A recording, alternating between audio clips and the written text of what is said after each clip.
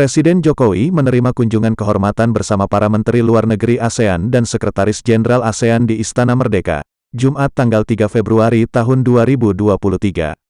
Baru saja Bapak Presiden menerima kunjungan kehormatan Menlu ASEAN dan juga Sekjen ASEAN yang kebetulan baru ini dari Kamboja. Setelah, sebelumnya, dari Brunei Darussalam menjalankan tugas pada akhir tahun lalu, kata Menlu Retno Marsudi dalam keterangannya di kantor Presiden, Jakarta.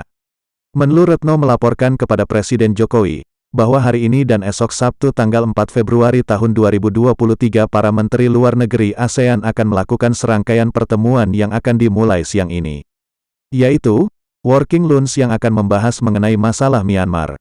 Kemudian diikuti dengan ASEAN Coordinating Council dan besok kita akan melakukan pertemuan, The ASEAN Foreign Minister, jelas Retno.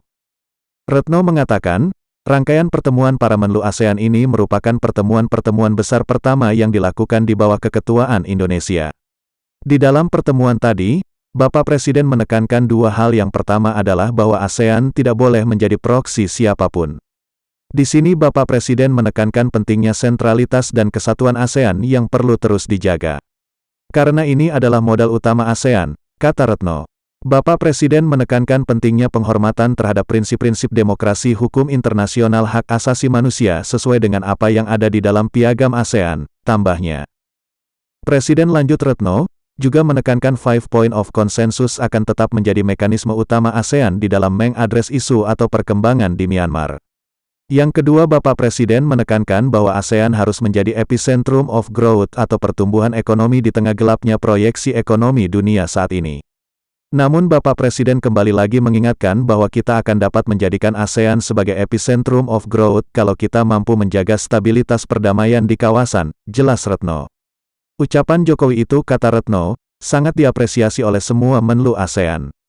Selain itu, kata Retno, beberapa Menlu ASEAN menyampaikan beberapa hal khususnya dalam memberi dukungan untuk keketuaan Indonesia. Semua intinya adalah kesiapan negara anggota ASEAN untuk mendukung keketuaan Indonesia, tutup Menlu Retno. Berikut kita simak bersama keterangan Menteri Luar Negeri, Retno Marsudi. Rangkaian pertemuan para Menteri Luar Negeri ASEAN ini merupakan pertemuan besar pertama yang dilakukan di bawah keketuaan Indonesia. Di dalam pertemuan tadi, Bapak Presiden menekankan dua hal.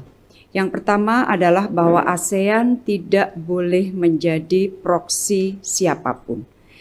Di sini Bapak Presiden menekankan pentingnya sentralitas dan kesatuan ASEAN yang perlu terus dijaga, karena ini adalah modal utama ASEAN.